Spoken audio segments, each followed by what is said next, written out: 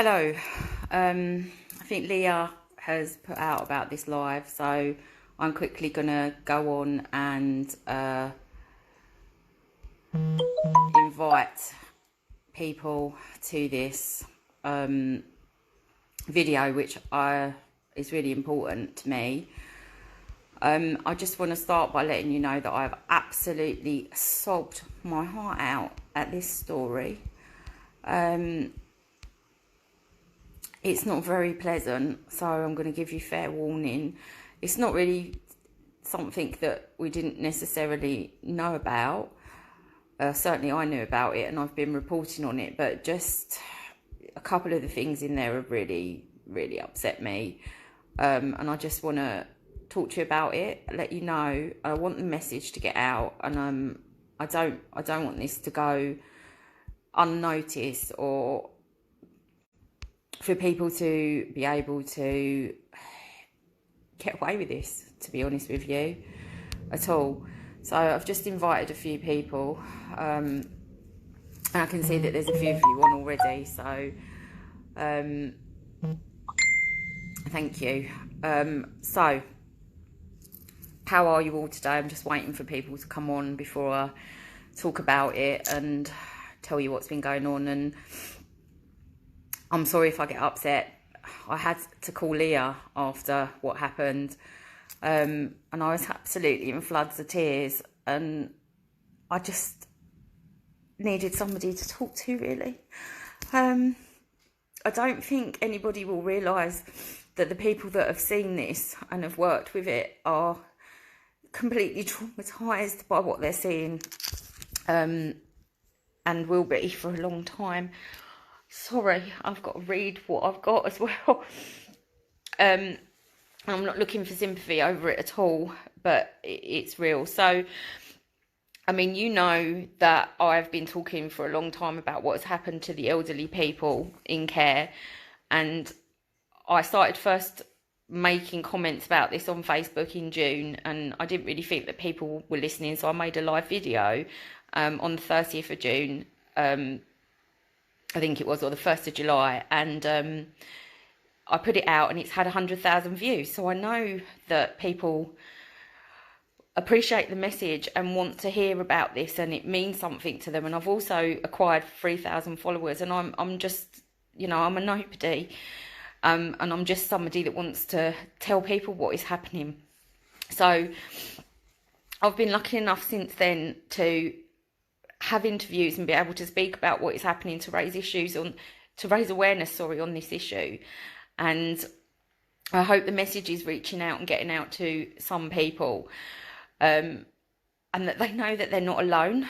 For a start, whistleblowers have come forward, and I'm collecting their stories, and I'm collecting the stories of the family, so that the families that this has happened to, so that when there is a reckoning, and there will be, that I have got that information to be able to pass on to people. So today what has happened is I had a whistleblower contact me, who I've spoken to. I've verified this person. They are a real person. They're not a nutter or some conspiracy theorist. People like to say that we're conspiracy theorists. This person is not. They're a real person. They are working in a home. They have given me their full name. They have given me the name of the home.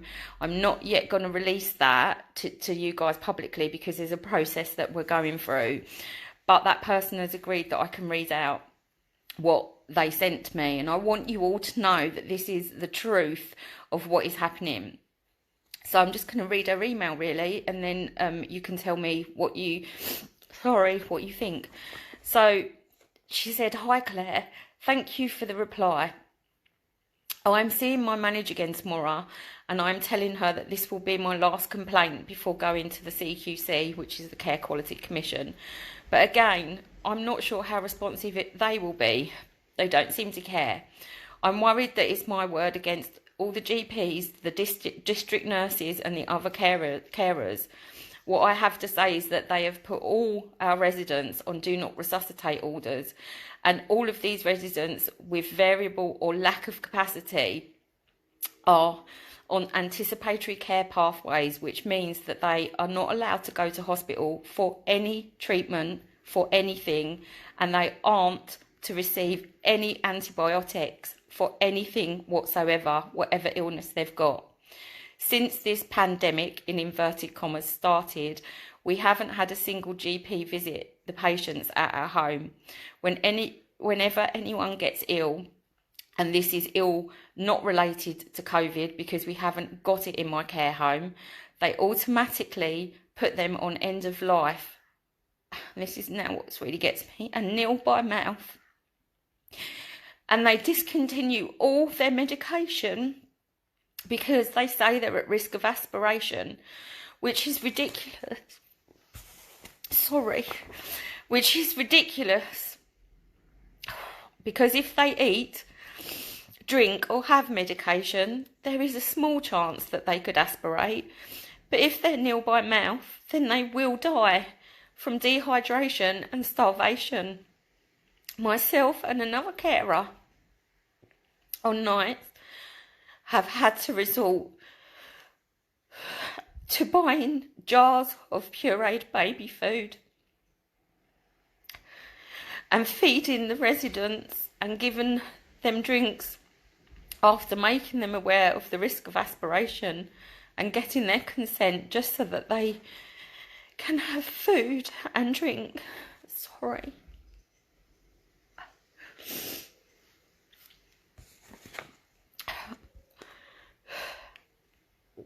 Along with this, the GPs are remotely prescribing end-of-life medication, which is morphine and midazolam injections, and these are being misused.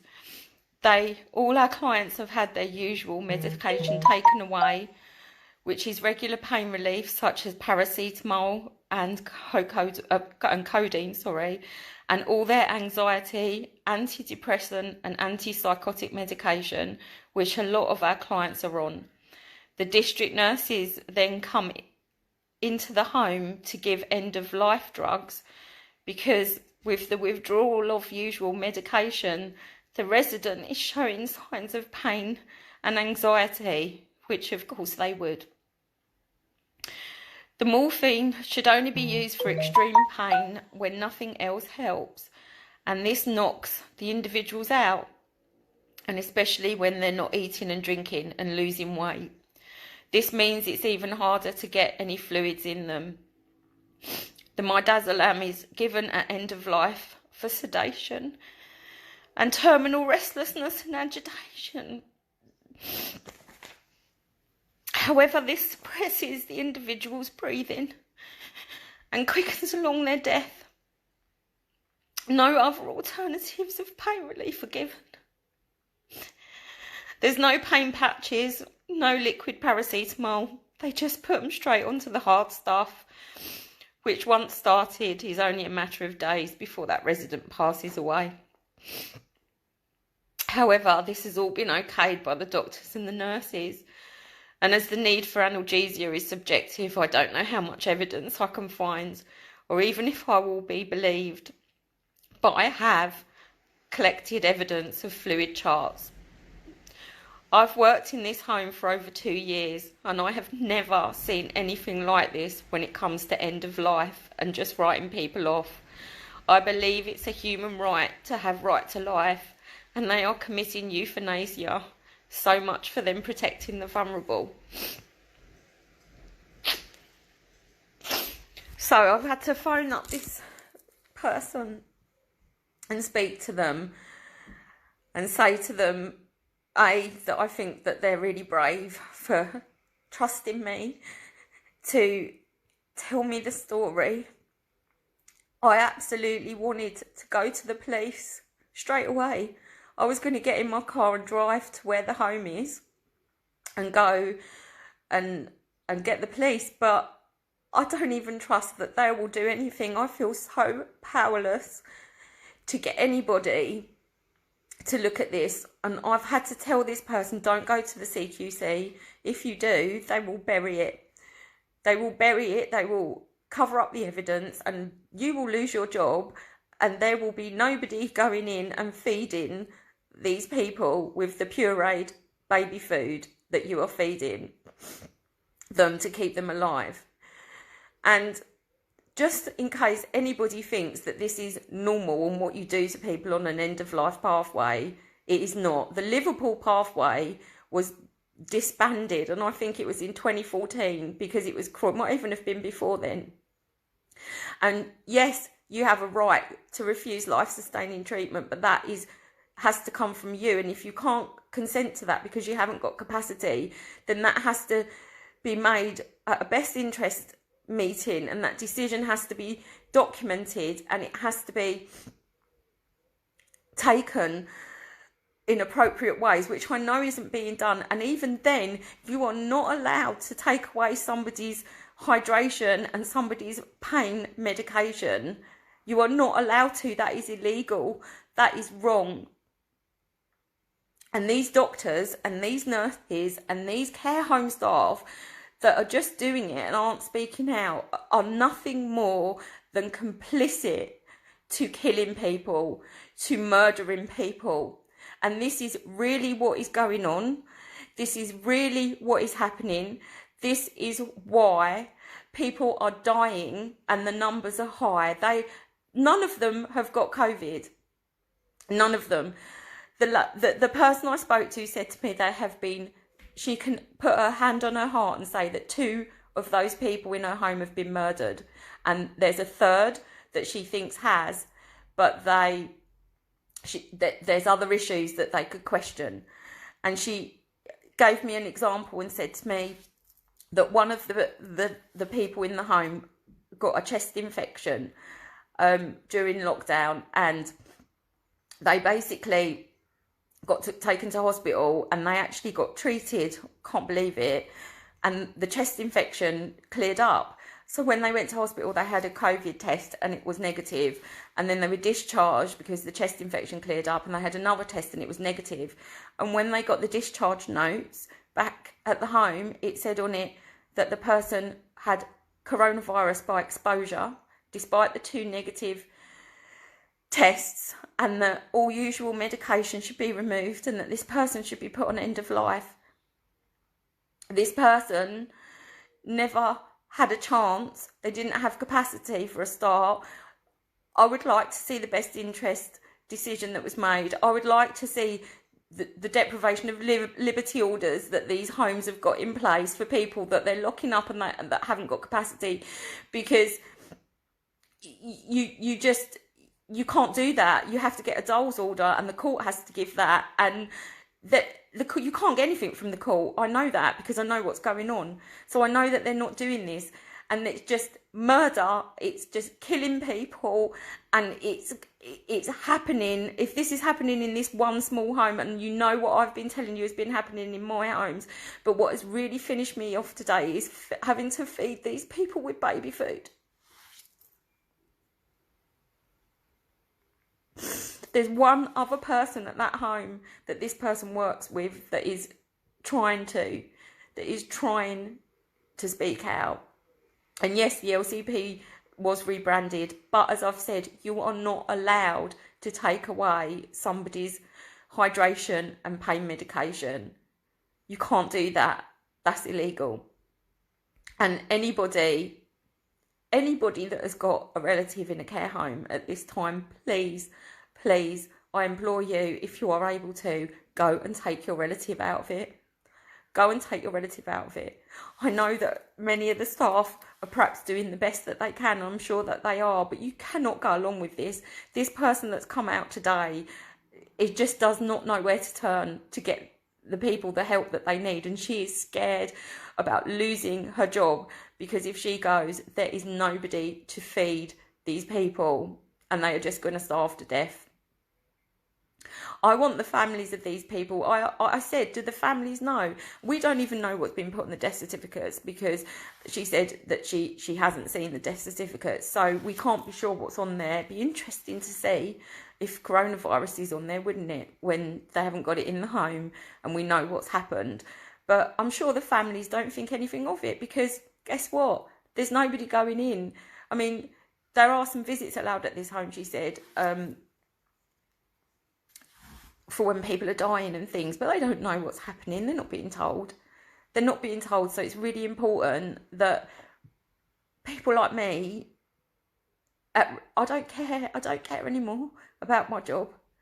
I really don't. I'm ashamed to be in my profession because more of us aren't speaking up. And I'm so sorry to everybody that we're not. I so am. And I don't care anymore. I don't care if I get struck off. When you've got nothing to fear, you've got nothing to lose.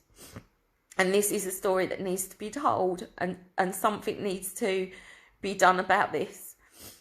I've put this particular person in touch with Eileen Chubb of Compassion in Care, and I'm hoping that Eileen will be able to work with this person to give them whistleblower status to protect that person's job, because they are a decent human being that is trying to save people and stop this. And I would just ask you, please, I'm sorry about the crying. I know that it's awful and I shouldn't be upset when I come on camera. Please share this video. Please make everybody aware of what is happening. I am just begging you to get this out there. The more people that find out about it, the more people maybe that stand up, the more people that then say no, enough is enough, and that justice can be brought for those people and justice can be served on those people that are doing this. And I am saying to all of you, doctors and nurses, all of you, any of you that is complicit in this, I am coming for you. I am. We are. And that's it. That's all I've got to say, guys, tonight. I just really am so upset, and I wanted to tell you all, and I'm sorry for being upset. And please share this video. Please make sure everybody knows. And please, if you've got your own relatives in care and you can, please go and take them out of it. Please go and take them out of wherever they are. And I'll speak to you all soon. Thank you.